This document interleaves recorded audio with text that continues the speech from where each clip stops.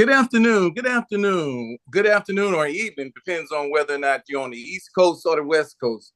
My name is Robert J. Carmack, and welcome to PocketJazzPresents.org, another Red Cantaloupe experience. And today is very special for me.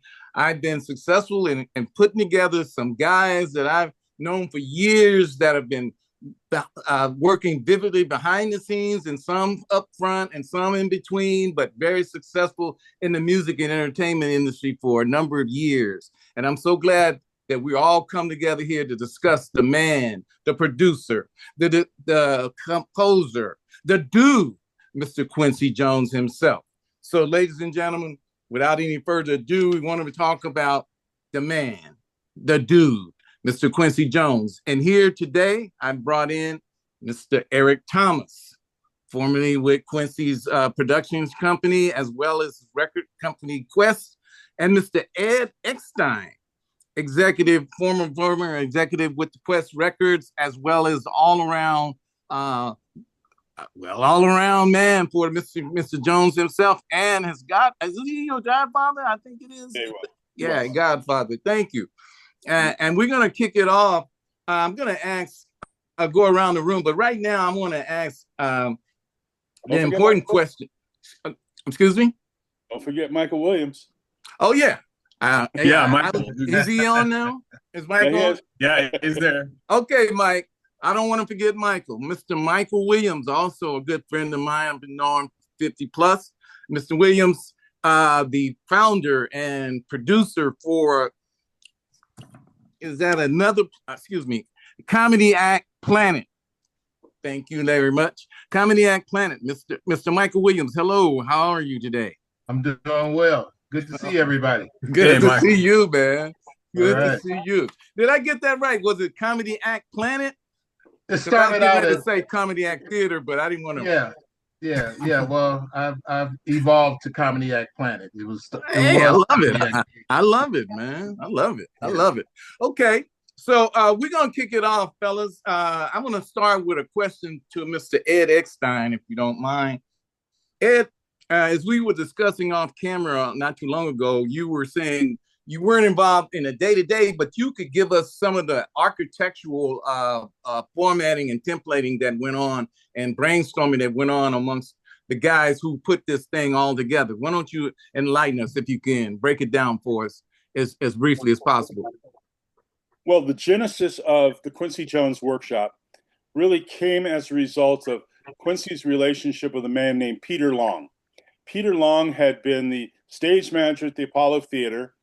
He also ran the amateur show at the Apollo Theater, and he ran a workshop at the Apollo on Saturdays. If you read Nile Rodgers' biography or Luther Vandross's biography, they both speak of Peter glowingly as being someone who's a catalyst for their careers. And Pete was married to a woman called Loretta Long, who played Susan on Sesame Street. And Peter and Loretta were going through a divorce, and he was down on his luck a bit. And Quincy was his man, they're partners. And I was a kid working for Quincy at that point. Quincy hired me when I was 19 years old, and had me in an environment where I had to act like I was grown, didn't know what the hell I was doing. I was making it up as I went along, and did a pretty good job of making it up as I went along. But he decided to bring Pete in as sort of the responsible adult, to keep an eye on me just because I was buck wild. So Pete really had the concept of doing the workshop, and Quincy was into doing it because he liked the idea of, paying it forward, bringing kids along in the community. And Pete had somehow stumbled across the Inner City Cultural Center and hung the shingle for the Quincy Jones Workshop. So it was really, Pete was the catalyst of it. And then there were a lot of young guys, Eric and Mike, who were, parts of the workshop at that point. So I wasn't really involved in the day-to-day activity, but I was involved in the planning and all that stuff, just from Jones's perspective. So I wanted to clarify that, because I don't want to sit here and act like I had a whole lot to do with the formation of the workshop. Just a lot of really talented people came through there. Mike came through there. Eric did. A woman named Robbie Reed, who became Robbie Reed Humes, who was a casting director for Spike Lee and a number of major films along the way, and probably some other folks I'm not thinking of at this moment. But anyway, well, that's that. Including myself. Robert Carmack, absolutely. Hey, Eric, you were involved in the day to day. I saw you there every Saturday. We were there for the meeting. Tell us a little bit about who came to you or who brought it to your attention, and then of course Michael and I can just chime in on some of the things that we experienced. But just to kick it off, why don't you go ahead and let us know beyond what Ed just said, and give us an idea of what it was consisted of and how was it set up? Yeah, we were kids, man. I was just starting college. I wanted to write. I was working at KCET, and I showed an editor there a script that I had written. His name is Don Wiley. And Donald said, well, you need to come to the Quincy Jones workshop and you need to, hang out with us and see what we're doing. So I go down there, and I think it was like a Tuesday night. Room full of brothers in the library and young sisters in the library at Inner City Cultural Center, and people going around introducing themselves, talking about, Pete would say, "Give us your commercial." I was like 18, and I'm like, well, I'm a writer.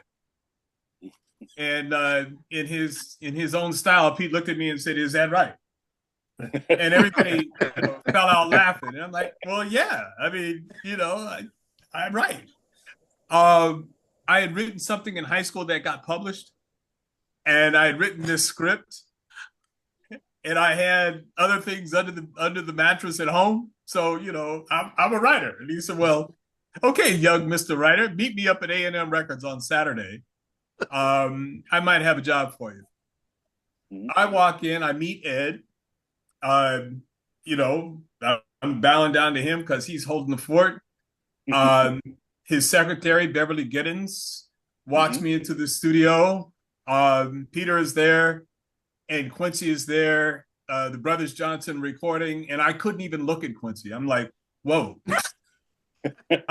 Just blown away, man.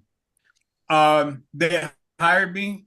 They handed me a bag of email. That great article that had been in Ebony magazine had come out maybe the month before. And there's this huge bag of fan mail. They said, here's your new job, Mr. Writer. Answer these letters. Answer this fan mail. Answer this fan mail. Right? So that's my intro. Wow. That was a ton of fan mail, I bet. Oh, yeah. Talking about the Brothers Johnson, where they were hot as hell coming in about that time. Yeah. This is evolving around, what, 76, 77, something like 76. That? Yeah, that's what I was thinking. 76. Yeah. That's initially, yeah.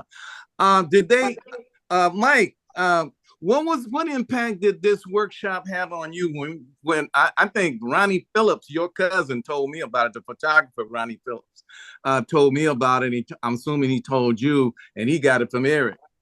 So what was happening when he told you about it? What was your reaction before you came to the first meeting? Well, at the time, I was living with my cousin Ronnie, and he had come home and told me that there was this film festival that was about to start at Inner City Cultural Center. Right. And I believe that was my first time attending Inner City. Mm-hmm. Right. And when we got there, I'm just in this big room of people who seemed to be interesting. And I saw no projectors up or anything. And I'm like, well, I don't think this is a film festival. This must be something else. And all I know is I'm looking at all these different people. They all appeared to be kind of on the serious side, And then all of a sudden, this little guy walks in with a couple other guys, and he tells everybody to take a seat. And something tells me I'm about to learn a lesson tonight. I better sit in the front row. And I sat on the front row, and he started describing the makings of this workshop that was about to come together. And then he said, I need to know a little bit about everybody. And sir, would you stand up and tell us who you are and what you do? Sir, I'm talking to you. Like, me, yeah. Right. And so next thing I know, I stand up and I say, my name is Michael Williams. What? My name is Michael Williams. What? My name is Michael Williams. What? My name is Michael Williams. And he says, now, doesn't that sound better? And everybody started cracking up like, yeah, that sounds better. All right, sit down. And then he goes on maybe 30, 40 minutes about telling us that when called upon, you better be ready because you never know what you're walking into. Mhm. Yeah. And that was the lesson that I actually learned that night. And I remember on the way home with my cousin, because I was going to a private art school for photography. Mhm. And I remember saying, hey, man, take all my camera equipment because I don't want to do photography. I know my calling now. Entertainment is to be my life. And and basically from that point forward, I was stuck. Man, that sounds like Pete jamming you up like that. Because I think there was one day we were there and he was talking about being ready and by scripting. When you're getting ready to do a show, I think he passed out an outline or some kind of outline or something one day. And Still passing that outline around. Yeah. Well, that was one of the things I had to learn because, you know, in that workshop, I learned so much more in that production workshop than I even learned in my master's course at Columbia in production and directing and stuff. And to me, and it was with people that were actually involved that had hands-on in the entertainment industry in real time. You know, that was the most impactful thing that I could say. So I set my butt down and just listen. You know, I was known for yakking and stuff. They called me Cosmos. But the thing about it was I enjoyed that class so much. I would just come there and just check everybody out. Some people I knew, some I didn't. And those that I didn't know, I tried to make friends with as many as possible. And of course, I've been fortunate enough to retain a relationship with Mike and Ed over the course of the years. I still talk to Ronnie, of course.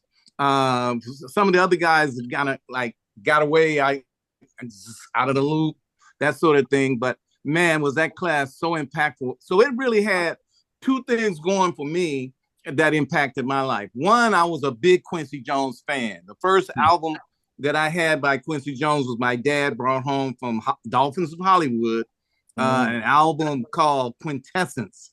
And I was learning alto saxophone at the time, and I was trying to learn the solo part for Phil Woods on Invitation and Quintessence. And man, that was a searing solo. And I was still squeaking, you know, when you just learn it, you be squeaking your reed. Oh, something wrong with my reed. Yeah, you have to really practice long enough. Yeah. But yeah, that was the impact. And so I got that call too, Mike. I knew I wasn't going to be a John Coltrane, but man, later on, I started getting behind helping people on productions. I was already directing plays and stuff. Formed a group called the Paul Robeson Players, a theater company in Compton and Los Angeles. We often met with lots of people from the inner city. Glenn Turman, to be exact, Peter DeAnda, quite a few others. I can't think of the sister's name, but she comes to mind. She was artistic director there at Inner City for a while. I worked for a PR firm during that time.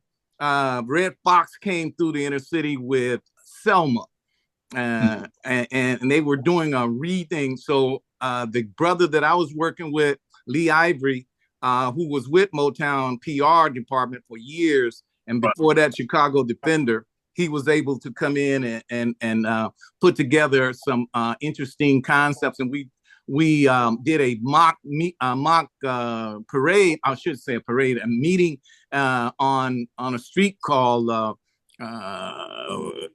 in Hollywood for that play. So Selma in Hollywood. So I was just wondering, is there any other impactful things that happened to you, Ed, as the workshop evolved, and of course, Brothers Johnson, I know you had a lot to do with it. Let's talk a little bit about that connection and how you got involved with them. Okay. One thing before I get there, I'd be remiss if I didn't say, as we talked about Peter Long, right? There should be a movie about Pete. Pete there should be. Yes, was a character that should be for the ages. And Pete had no children. if he had any de facto sons, I would say Eric, Mike, and Greg Franks were his three sons, man. Yeah. He loved you guys. You guys well know this. He loved you and messed with you just like you were his kids. You know, what you said he did. What's your name, Mike? Say it louder, louder. You know, he called everybody boy. Boy, what'd you say? You ain't writing nothing. Can you write your goddamn name? He just go off on people. But to answer your question about the brothers, when I first became aware of the brothers, when Quincy initially hired me, he sent me to Japan for a month to set up a tour that he was about to do when he went over there. You guys may remember in 1974 he had a brain aneurysm, and he had to go back in for 2 surgeries. And this tour had been booked before his aneurysm, and the tour was going to be his first tour of Japan, where he's a deity. Was going to be his first tour of Japan where he wasn't going with a big band, doing the whole big band jazz film score thing. He was taking over his smaller, more electric unit. Well, I call it the Body Heat Band, Ostensibly, he had sent me over there to sort of, do advanced work with the press and everybody to let him know he's coming. This is what it's going to be, blah, blah, blah, blah, blah, all that stuff. So while I'm over there on tour, I call him, just to check in. And he said to me, hey, man, that's what's happening. He goes, do you know these guys, George and Louis Johnson? I said, yeah. I said, do you mean the guys who play with Billy Preston?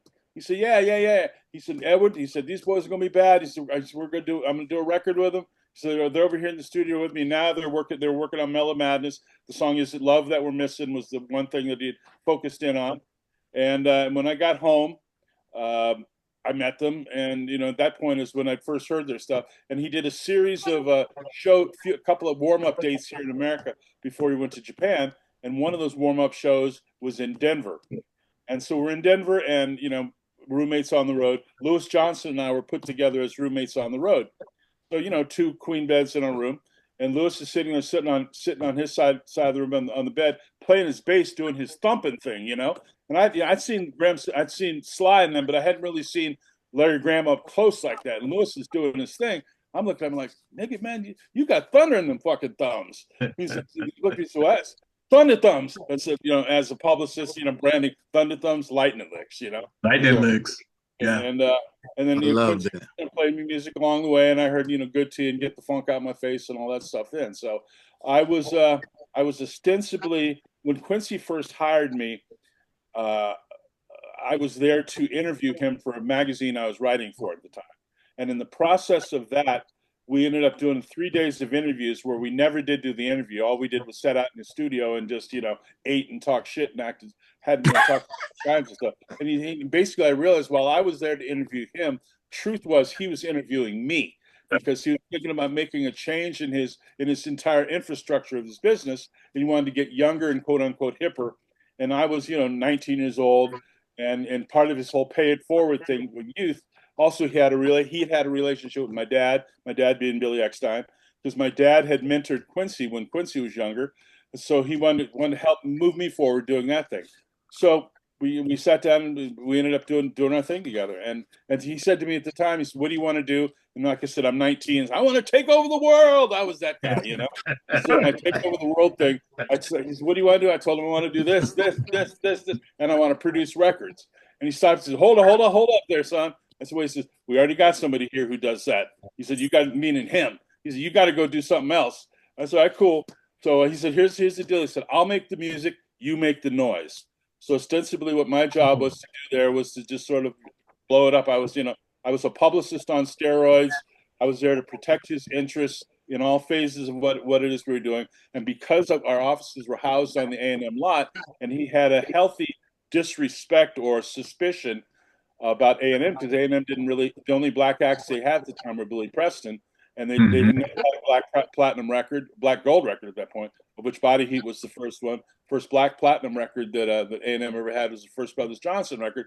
I was there to sort of be his eyes and ears on the A&M lot. And I sort of became, if you will, for lack of better, famous for, white folks sort of looking around like, who is this nigga? What's he doing here? Does he work with us? Does he work for us? Because I would just make my way into every meeting, whether I was invited or not. Because if I knew they're going to be talking about Quincy, I'm going to be there to hear what they're talking about. And so that's what I did, and turned that into a career. Wow. Yes. Yes. Eric, Yeah. what are you doing these days in the production area? Real quick, Robert. Let me just ask you something. That's Sure. I know Quincy was an executive at Mercury when he was very young, starting out. Right. But then Ed, you became an executive at Mercury. Is that right? I was president of Mercury. Yeah. Hello. Yes. Hello, gentlemen. Hey, Lance. Hey, Lance, what's up, man? Surprise. Finally got the message. I forwarded that message that you guys sent to me to Lance and to Emery. Emery's in New York, and I made sure that I sent it to Lance, although it was such last minute, but it's so great to see you, man. Yeah, it's great to see Lance. It is great to see you. All right. Hey, Ed, how you Hey, doing? man. I'm good. I talked to our other brother earlier today, Okay, Mizell. You- Mizell. you got Oh, man. the right hat on, man. Dr. Williams, would you please let us know who you are and what your role was with the Quincy Jones Workshop for our audience? Okay, well, just a quick one about my background that Sure. everybody knows. I started in college. All I wanted to do was be a disc jockey and write liner notes, and that was very exciting. And then my first interview was with Count Basie, and that was when I was 19 at Marty's on the Hill. So that launched things, and I've interviewed hundreds of artists, including Bob Marley, Muddy Waters, a variety of things. I'll keep it short. In tribute to Peter Long.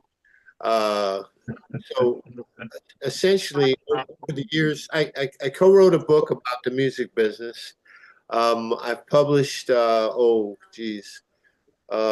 the music side, I've published over 400 pieces.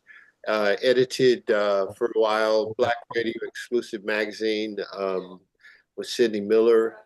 I taught for over 20 years at the college level, courses in African American music, world music, and I interviewed Quincy 4 times, and that was part of Greg Franks and I co-produced a program called Interdimensions on KGFJ for 4 years, and Roland Bynum co-hosted, as did Sid McCoy.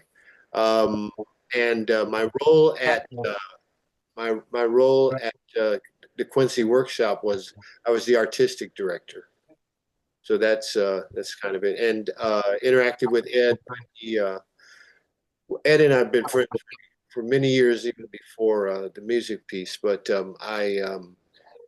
when I was at BRE, I had the privilege of Ed giving me, along with many others, for example, a first look at Off the Wall, other kinds of things. So I have a very close relationship with the other guys. Michael and I work together. I helped to develop a plan for Michael to really put together a return, a comedy act theater.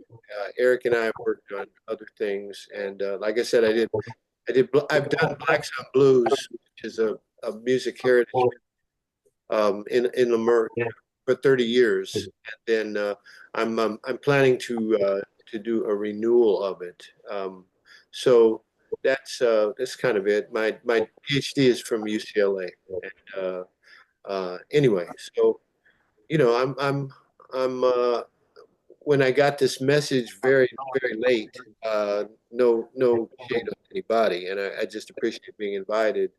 A lot of thoughts came to mind. So I wholly support this, and I have a lot of resources that we can draw on for this. So I look forward for us to just us have a reunion amongst ourselves. Yeah.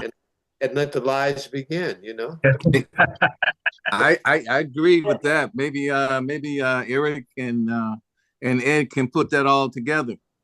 including yourself, could all because you guys know all the names that are still with us, and those that are not among us, we'll probably know that as well. I know obviously Pete was gone for a long time, and obviously Q is gone.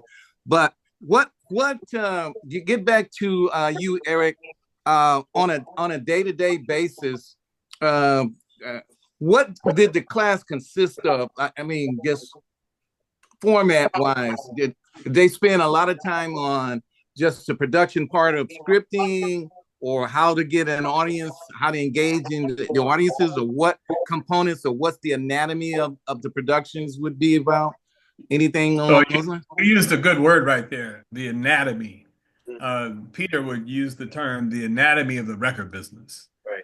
And some years later, there was a guy going around presenting a class called The Anatomy of the Record Business. And I went up to him and I said, man, that name's taken. But it was got the money. You talking about Logan Westbrook's? Eric? No, this is actually before Logan too. Some dude out in Citrus City. Oh, okay. I co-wrote that book with Logan. I remember the work that you guys did. Right. But this idea about how the workshop was starting to be structured was kind of born out of this notion of the anatomy of the record business. Right. And, initially, like when Michael described that room full of cool people that look kind of serious, people were starting their careers, in television, film, music, largely in the production area, some kind of money-making venture that would be a variety show, which seemed to be Peter's specialty.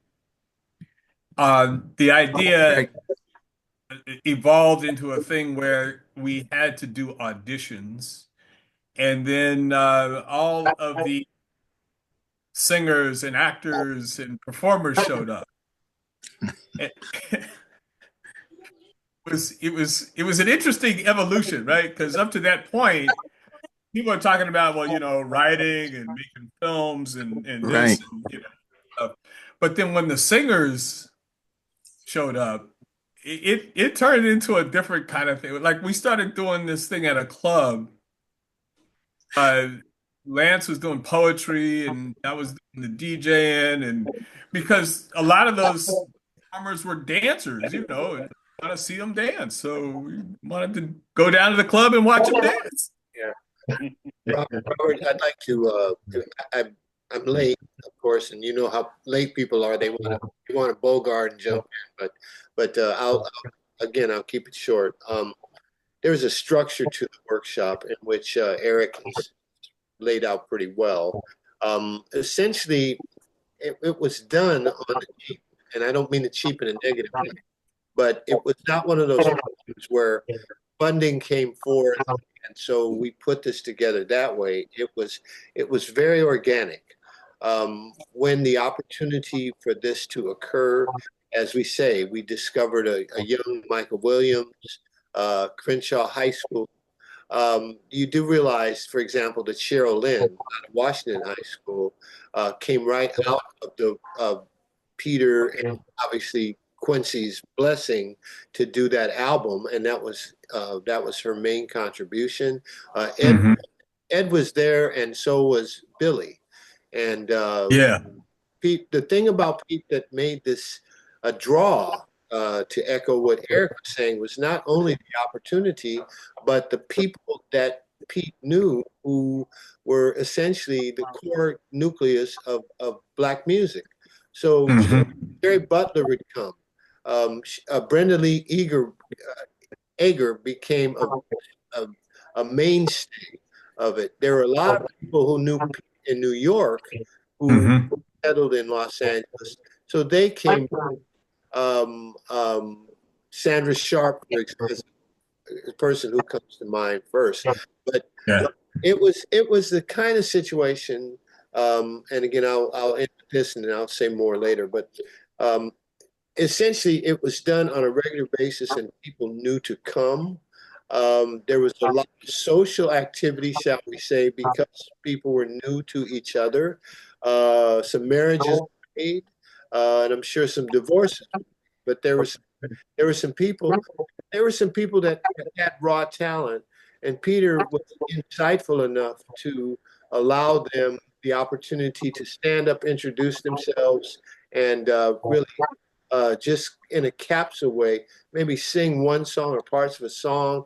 People who Peter was very democratic. It was obvious from some of the people that they would never, make it in the way that they had visions of. But the camaraderie, the groupthink.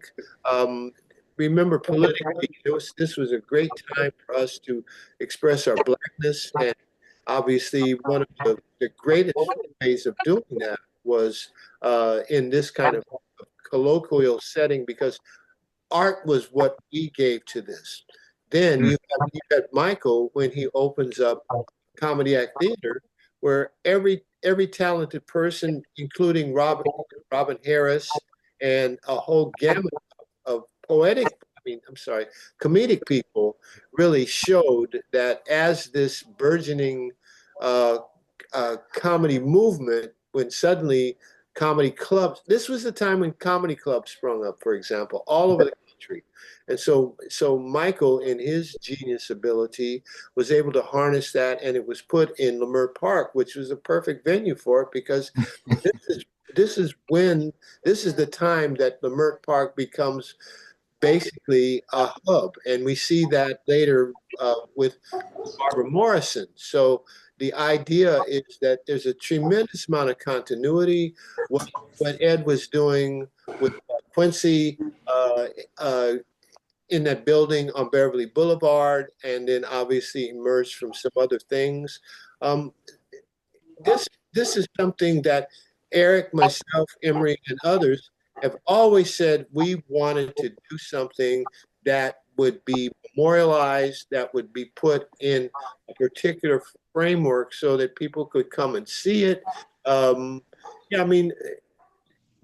talent that Peter attracted to share with us, their institutional knowledge, their understanding of how you get this done, and to his credit, was being, Ed, if you don't mind, Ed is being mentored by Quincy Jones, and obviously he's family to Quincy Jones. So we had really all the benefits.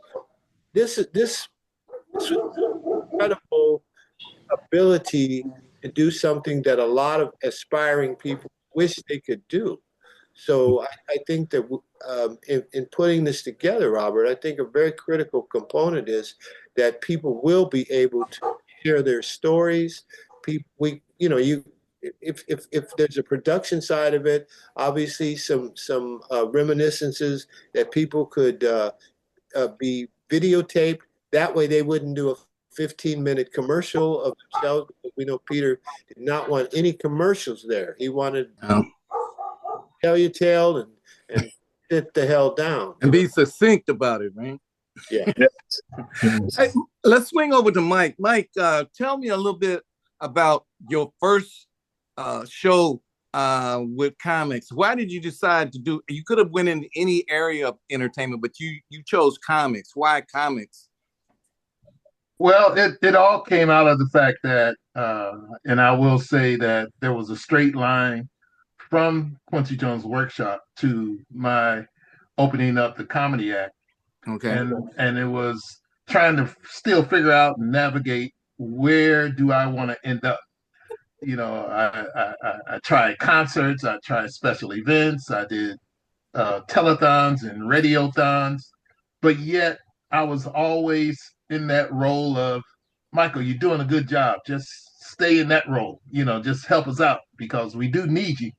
We can't pay you, but we do need you.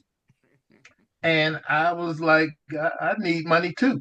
And I just figured out one day, I was kind of like having the blues a little bit.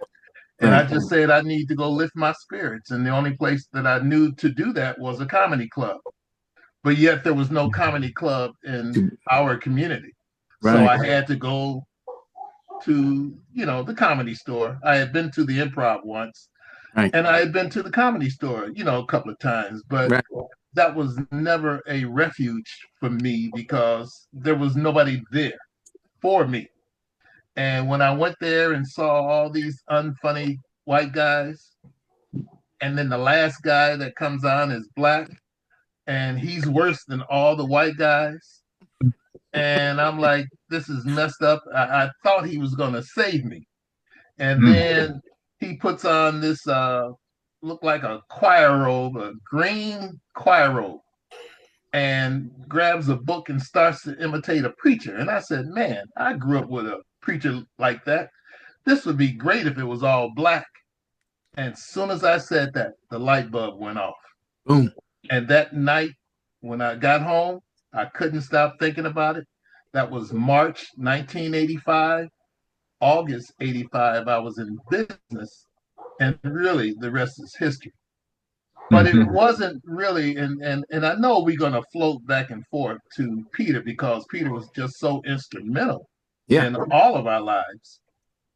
It wasn't until the day of his funeral when Robbie Reed approached me after the funeral and simply said, you know, Peter was really proud of you. And I'm like, I wanted to say, God damn it, you know, why didn't he tell me that? Because I was always striving really for his approval. And I remember being at the office every day. I remember Peter calling me, Eric, and what's her name? Eric. She was like secretary assistant. She passed away a few years ago. Ed, you might remember her. Kind of plump. Who, Beverly? No. Worked in Oh, I know you're talking about. I can't think of her name though. I know you're talking about. Yeah. And I remember we all walked in and he shouted at all of us because we didn't have a pencil and a pad, and we had to run out and come back in. And I just remember how I was just trying to always please him and make sure that I kind of understood that I knew what I was doing, even though I was faking most of the time. And I remember how one day I just said, Pete, you know, you're going to need somebody that can do this and do that and do this and do that.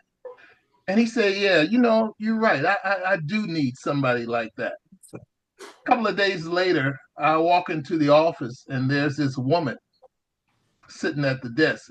And Peter says, Michael, you know, you told me what I needed and look what I got. I got this lady. And I'm like, God damn, that was really for me, you know? And so it took about 2 weeks. And I remember coming up to the office, and as soon as I got onto the elevator, the doors open up and Peter's walking off. I'm about to walk on. He said, hey, you're always at the right place at the right time. Come have lunch with me. You remember that role you told me about? It's available. Do you want it? And I said, hell yeah, I want it, you know? And I don't know if you guys knew, but I was never really on payroll. Peter paid me out of his pocket. You know, and not always consistently because whatever he had, you know, he needed it. But I appreciated whatever he did had that he did give me because it helped me along the way. But I would have done everything for nothing back then because I was learning so much. And when it was time to basically jump out the nest, I eventually jumped out. And as you say, the rest is history. That's what a successful thing. Now, is there? I think you were working on a film or a book or something. Which one is going to happen? I'm still actually, and I can tell you guys, I just had to switch writers about 3 weeks ago, almost a month now. And there's this writer that I'm actually, I got to call him after we get through talking. His name is David Ritz. And, yeah, sure. Yeah, I worked with him at Motown. Yeah, and so he wants to, huh? If I may, David is he's a Jewish cat, but David Rich has done more of these type of biographies than anyone who is out there, ranging from Al Green to Aretha. So Yeah. he's considered by the white establishment as essentially the person who tells this The kind of black stuff. story. Yeah, he tells the black story. Eric and I had the experience of a. You remember that when you invited me to that Motown thing, and there were these two white punks who were Yes. putting the, and they insulted me. They said nobody knows you. Well, I wasn't there for that. I was there because Eric and had invited me. But I would if Michael, just a word. David Ritz he's brilliant. Okay, but the issue is the messaging has to be Michael and not David Ritz. David Ritz paraphrasing your story, so it becomes a David Ritz book. So I'm saying be very, very careful because it purports to. If you read the Aretha Franklin book, for example, it's in his voice. So make sure that your voice is what is, and I would say if you really want to work with him, be mindful that he does have that.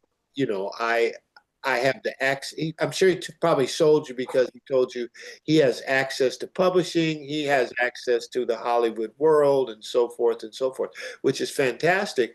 But your talent stands on its own. So he better not characterize you as somebody who was an unknown. I mean, essentially, like I said, people were coming to the Comedy Act Theater from all over the world to be showcased. And we know that at that time there were comedy clubs all over the world, but the appeal that you had was that a lot of your success was based on the word of mouth that the professionals themselves passed on to one another. Just the way, for example, that Ed worked with, so many people. Ed, I remember that Vanessa Williams project. It was very intriguing to me for a lot of reasons. So I'm just saying, as your brother, make sure that you don't get the sense that he's doing you a favor. Okay. Okay. Um, we have this we have this habit of selling ourselves for a nickel and a dime, but this music is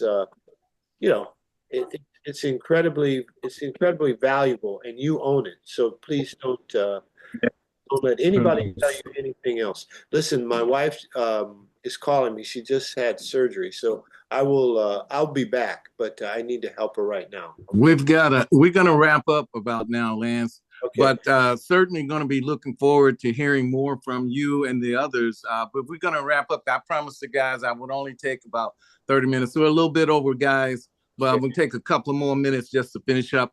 Ed, just to wrap up. Lance, hold on a second. Lance, can I get a phone number?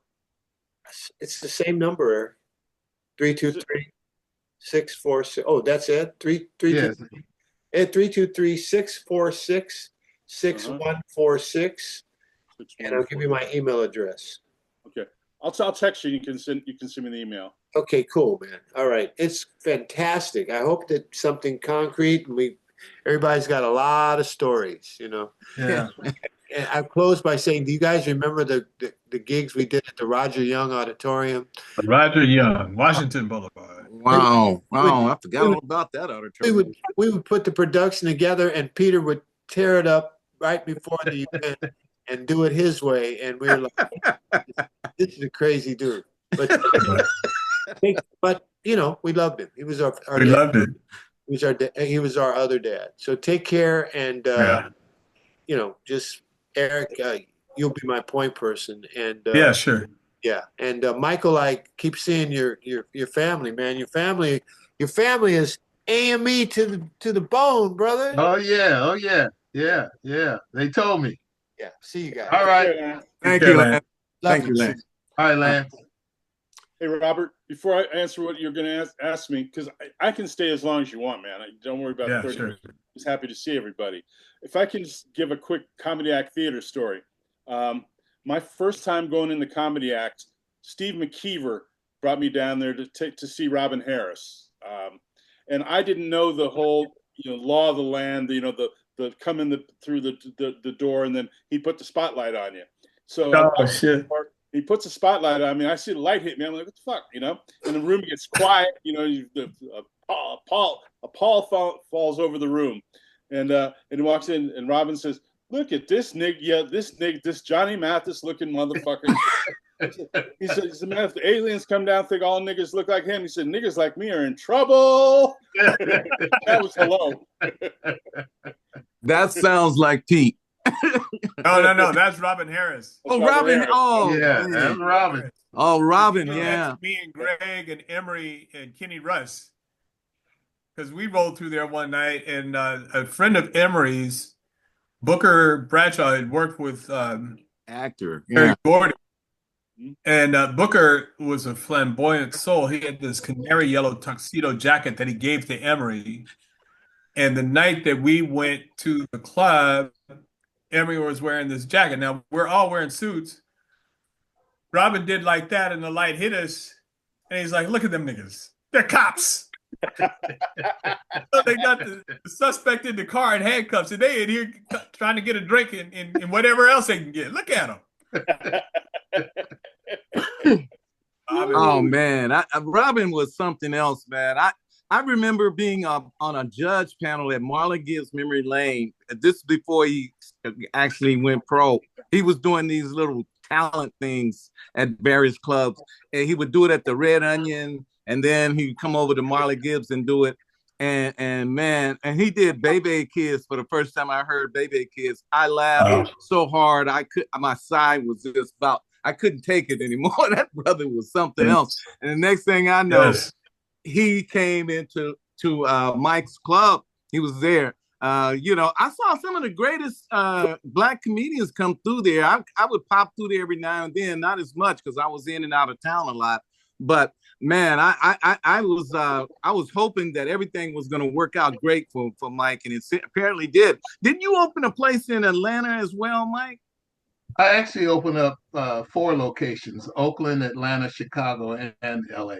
So right. I actually had the first Black comedy club chain in the country. Right. It was when I ended up getting, ill that forced me to eventually let everything, go because I was sick. Right. Well, Ed. Yes, sir.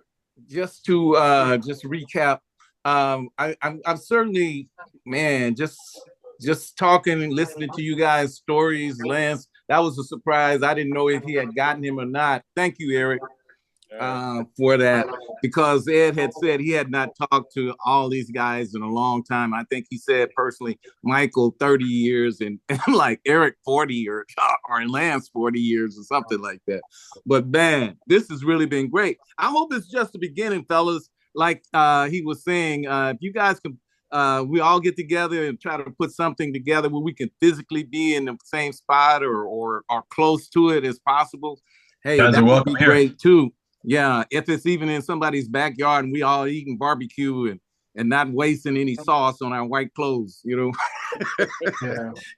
Well, it's a rule, brother. It's a rule. Yeah, I actually would encourage us at this point. Yeah. And I'm 100% in. I think we should have a physical contact with each other somewhere, somehow, with as many alumnus as possible, no matter where they are. I mean, if they can't get to us, if we are the majority in one physical location, we do the same thing. We do a little Zoom, bring them in. Because there is still many of us that want to see something like this come together. Yeah, Brenda's still around. She's still doing her thing. Yeah, and so I'm saying we are approaching really, 45, going on 50 if you round it off. Going on 50 years, man. Yeah, actually. I mean, we are looking at 50-plus-year-old men now. Better bump that another 10 for me. Yeah, and that's way in my rear. Yeah, and I'm saying that to say that we all have seen greatness, and have been attached to a lot of this greatness. I mean, I could probably say that, Ed, you probably touch more than us collectively to a degree because of your father. But I remember, and I wish I could find this picture, but I met Cab Calloway and his daughter with Peter somewhere. I don't know where that was, you know. Raymond St. Jacques, I remember coming to the office. Shaq Harris, the quarterback Robinson, and a lot of his other buddies that he would just get together with. Yep. Right. And I remember, Rock Peters and Roscoe Lee Brown. Yeah. I remember in the City Culture Center seeing Bea Richards. What's the brother's name that played Hogan's Heroes? Oh, Ivan Dixon. Yeah, Ivan Dixon. And some other people. Rosalind Cash, I saw it in the City Culture Center performing. But my point is, you know, we got too many stories not to hold on to. I agree. And pass on to we got to tell the story. And not to cut you off, but to make the room fall quiet, Pam Grier. Oh. Thank you. Yes. I saw Pam Grier at you remember the what was the USC's football linebacking team? With Toady Smith, Bubba Smith, the Wild Bunch. Wild Bunch. Yeah, I can't think of the brother's name, one of them, but he had a party. He lived not too far from Kathleen Bradley, if you know, if you guys know. He lived in that area. So he had a party. Obama on Boulevard now. Yeah, he had a party one night, and I remember just standing in this hallway, and my eyes got fixed on this black see-through blouse. I'm looking at this woman's titties. Ample. And when she walked past me, my mouth kind of dropped, and all I could say is, "God damn!"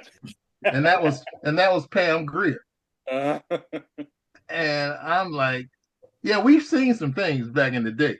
You know, we've all seen some things, but I just feel like we have a lot to contribute, and I think a piece on the workshop.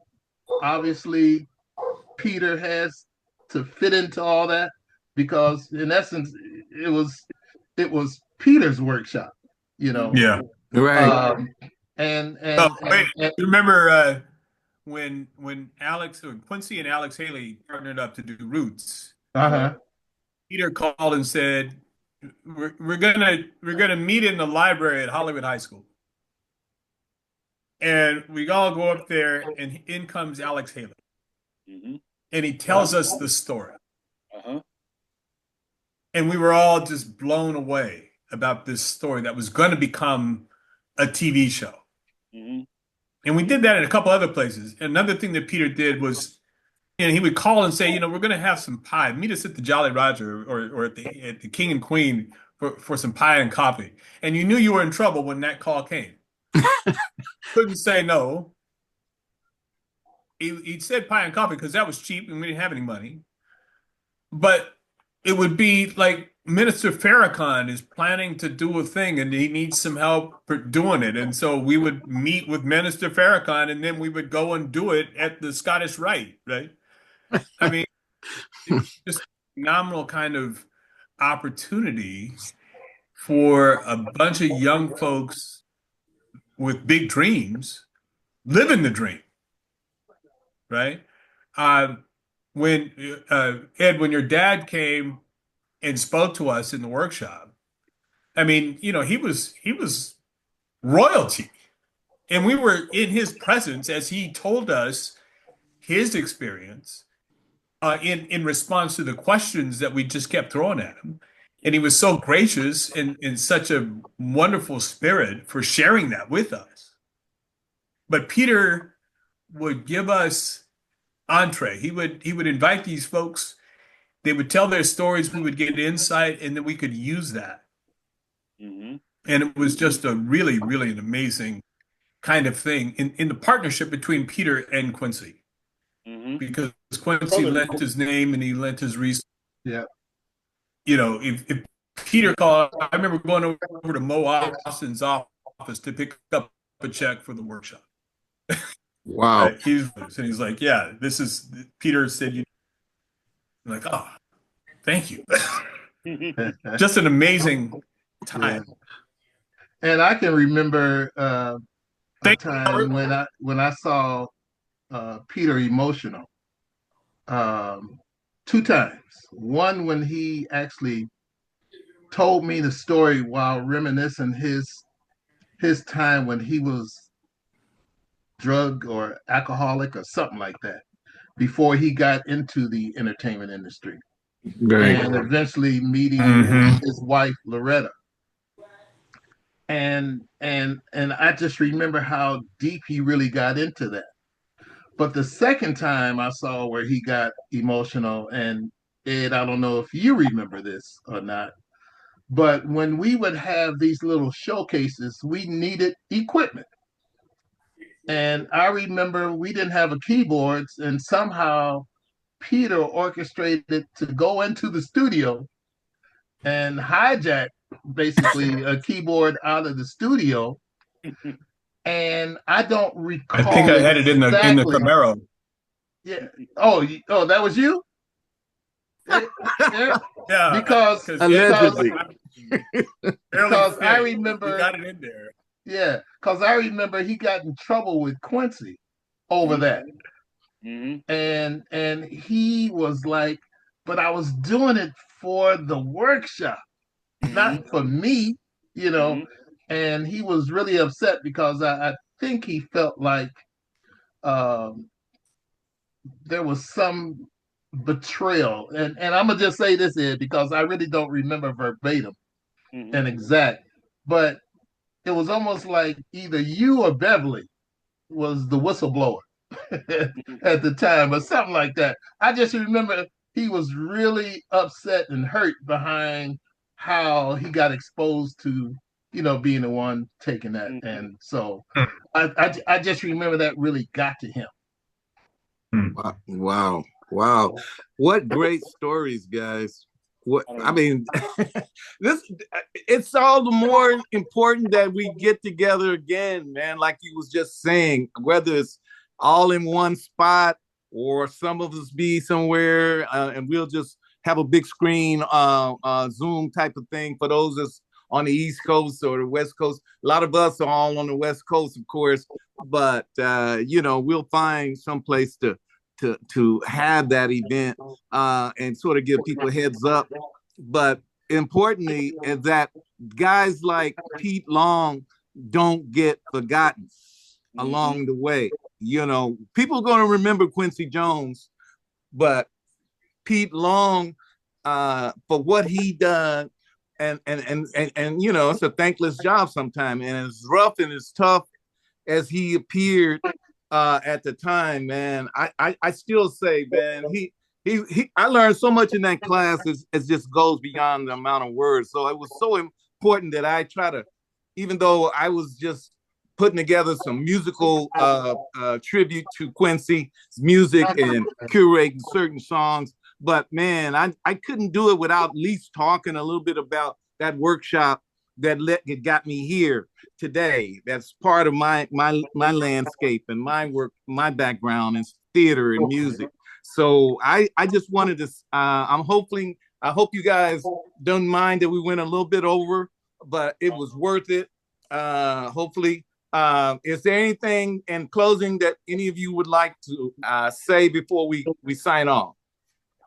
Well, I would like to say, whoever wants to do it, let me know the next time we get together. But I think we should at least agree before we leave that we will at least make the attempt to make something happen, because I just feel, number one, we're capable of doing it, but I would love to work with all you guys simply because, I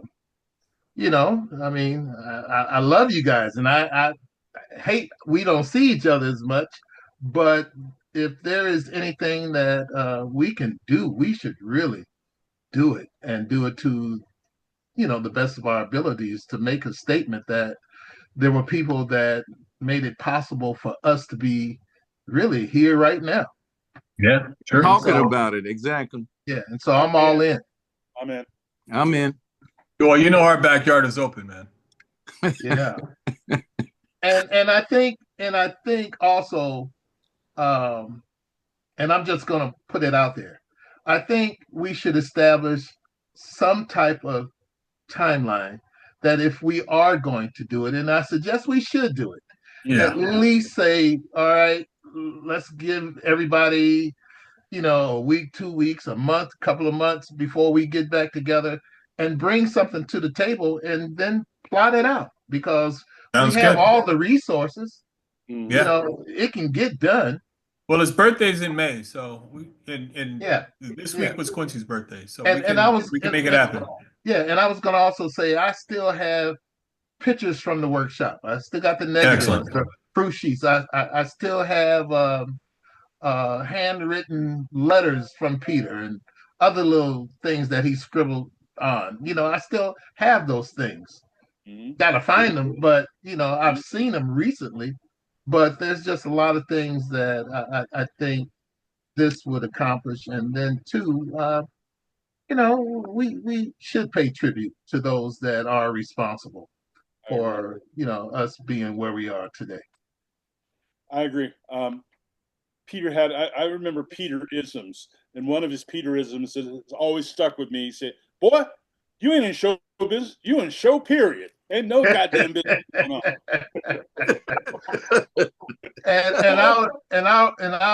I remember one time he was looking out the window out of the office on Sunset and Cahuenga, and he's talking to somebody on the phone, and it was a bright sunny day, and he says, "Man, just look at all these palm trees, man. You should be out here.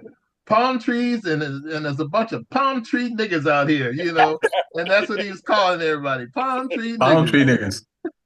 Y'all talking about strictly a New Yorker, huh? Yeah. Well, hey, man. All right, guys, I gotta go. Eric, thank you so much. Eric, let me get your number too. Let me get your number, Eric. Let me put it in the chat for you. All right, cool. Michael, all right. Yeah, I was going to say, if you guys are going to leave, you guys exchange that in the chat. That'll be fine. We're going to be editing this later anyway, but I just wanted to make sure that we do make an effort. I mean, we have each other's emails, but you want to go ahead and get a phone number sometimes. Emails always have problems sometimes. You never know. They could show up or not show up. But phones, people answer that. I just want to thank you guys once again for your time, your memories, your service, and also your passion for what you do and what you've done. Hey, thank you, Robert. Thank you, guys. Hey, all right. We'll be in touch.